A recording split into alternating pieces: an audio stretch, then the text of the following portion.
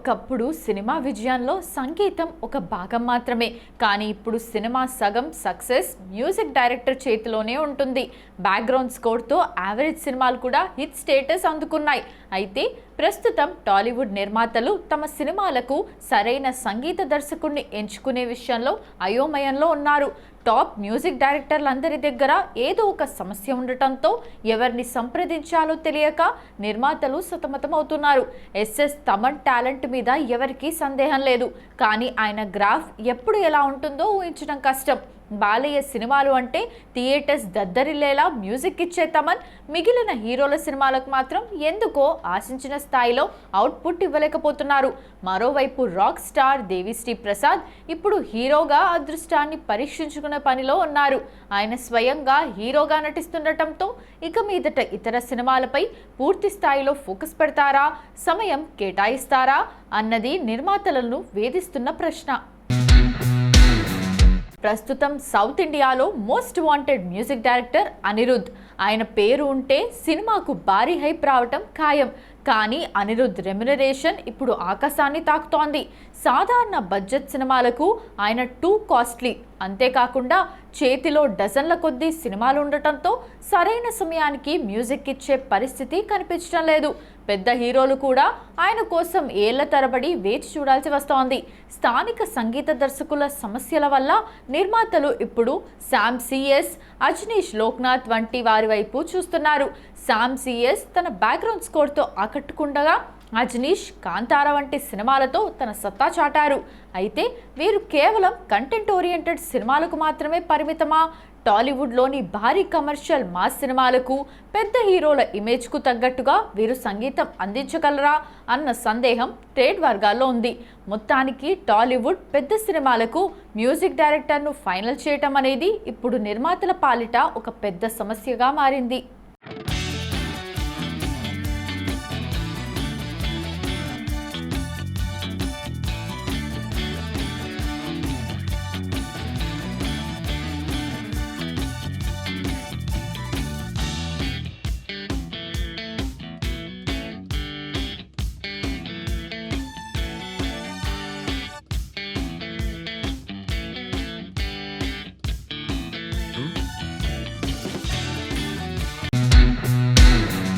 Tollywood young tiger NTR, దర్శకుడు కొరటాల శివ కాంబినేషన్లో వచ్చిన దేవరా మూవీ ఎలాంటి హిట్ అందుకుందో మనకు తెలిసిందే. అంచనాలకు మించి ఫ్యాన్స్ను విపరీతంగా ఆకట్టుకుంది. ఇందులో తారక్ యాక్టింగ్ కూడా మునిపెన్నడూ లేని విధంగా చాలా పవర్ఫుల్గా చూపించారు. దీంతో ఇప్పుడు అందరి కళ్ళు దేవరా పార్ట్ 2 మీదే ఉన్నాయి. అయితే ఈ క్రేజీ సీక్వెల్ మీద చాలా వార్తలు వినిపిస్తున్నప్పటికీ ఇప్పుడు ఏకంగా షూటింగ్ అప్డేట్ ఒకటి బయటకు వచ్చింది. తాజా సమాచారం ప్రకారం దర్శకుడు కొరటాల శివ దేవరా సీక్వెల్ రెగ్యులర్ షూటింగ్ను నవంబర్ నుండి ప్రారంభించేలా ప్లాన్ చేస్తున్నారు.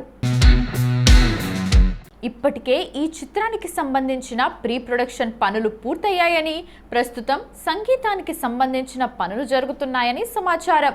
ముఖ్యంగా నార్త్ ఇండియా ప్రేక్షకులను మరింతగా ఆకట్టుకునేలా కొరటాల శివ కథలో కీలక మార్పులు చేస్తూ కసరత్తులు చేస్తున్నారట. కానీ ఇక్కడ ఇంకో విషయం ఏంటంటే, షూటింగ్ ఆరంభంలో ఎన్టీఆర్ అవసరం లేని సన్నివేశాలను ముందుగా చిత్రీకరించాలని భావిస్తున్నారట. జాన్వీ కపూర్ హీరోయిన్గా, సైఫ్ అలీ ఖాన్ విలన్గా నటిస్తున్న ఈ చిత్రానికి అనిరుద్ సంగీతం అందిస్తుండగా శ్రీకాంత్, ప్రకాష్ రాజ్, అజయ్ వంటి ప్రముఖ నటులు కీలక పాత్రలో కనిపించబోతున్నారు.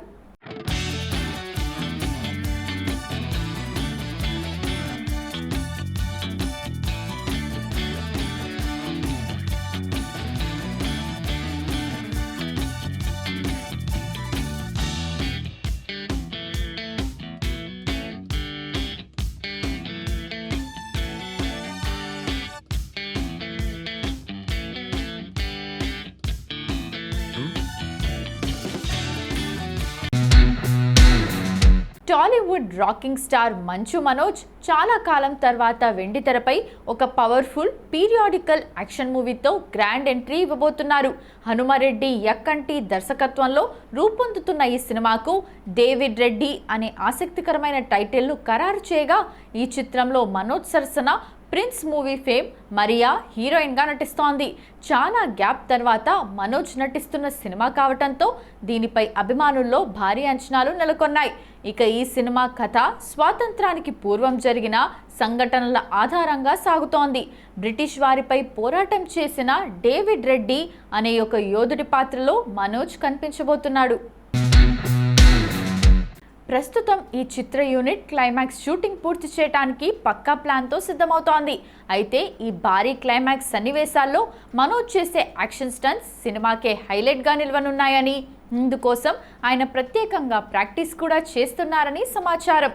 అంతేకాకుండా క్లైమాక్స్లో ఒక స్పెషల్ గెస్ట్ రోల్ కూడా ఉండబోతోందన్న వార్త ఇప్పుడు సినీ వర్గాల్లో ఆసక్తిని రేపుతోంది. ఈ సినిమాలో మరో విభిన్నమైన అంశం వార్ డాగ్ అనే బైక్. దాదాపు 700 కేజీల బరువు ఉండే ఈ బైక్ను సినిమా కోసం ప్రత్యేకంగా తయారు చేయించారు. ఇది చూడ్డానికి చాలా పవర్ఫుల్గా ఉంటుంది.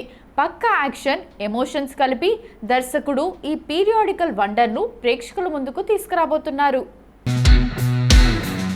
తమిళ స్టార్ హీరో శివకార్తికేయన్ వరుస సినిమాలతో దూసుకెళ్తున్నాడు.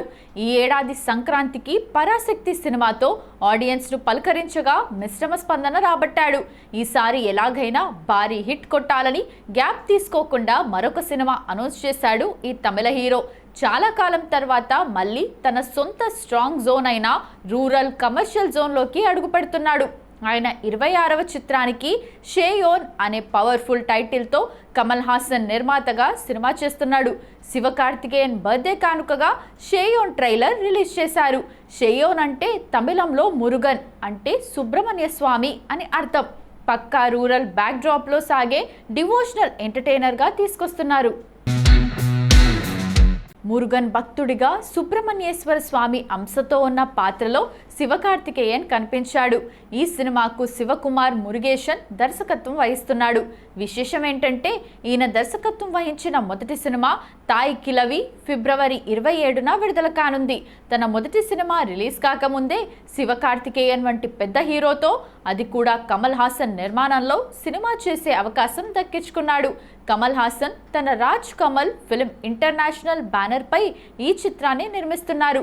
సంతోష్ నారాయణన్ సంగీతం అందిస్తుండటం ఈ సినిమాపై అంచనాలను మరింత పెంచింది. ఈ ఏడాది అక్టోబర్లో షేయోన్ వరల్డ్ వైడ్గా రిలీజ్ కానుంది. కన్నడ స్టార్ హీరో రక్షిత్ శెట్టిని ఫ్యాన్స్ బాగా మిస్ అవుతున్నారు. 777 చార్లీతో జాతీయ స్థాయి గుర్తింపు తెచ్చుకున్న రక్షిత్ 2023లో వచ్చిన సప్త సాగరాలు దాచే ఎల్లో బి తర్వాత కనిపించలేదు. పోనీ సినిమాలు లేవా అంటే అప్పటికే రిచర్డ్ యాంటోనీ, పుణ్యకోటి లాంటి క్రేజీ ప్రాజెక్ట్స్ ఉన్నాయి. కానీ ఇప్పటి వరకు ఎటువంటి అప్డేట్స్ పంచుకోలేదు సరికదా, మీడియా కంటికి కూడా కనిపించలేదు. దీంతో ఫ్యాన్స్ మిస్సింగ్ అంటూ పోస్టర్స్ వేసి తమ ఆవేదన తెలియజేశారు. అయినప్పటికీ స్పందించలేదు రక్షిత్. గ్యాప్ ఎక్కువైతే తనను పట్టించుకోరనుకున్నారేమో. 3 years లెంతీ గ్యాప్ తర్వాత మళ్ళీ మొహానికి మేకప్ వేసుకోబోతున్నాడట రక్షిత్. పాత ప్రాజెక్ట్స్ మళ్ళీ పట్టాలెక్కిస్తున్నాడు. Richard Antony script work complete అయ్యిందని సమాచారం. మార్చి నుండి ప్రీ ప్రొడక్షన్ వర్క్ జరగబోతోందట. అలాగే ఈ మూవీ షూటింగ్లో పాల్గొంటూనే విజువల్ వండర్గా తెరకెక్కించబోయే పుణ్యకోటి VFX పనులు కూడా పర్యవేక్షించనున్నట్లు సమాచారం.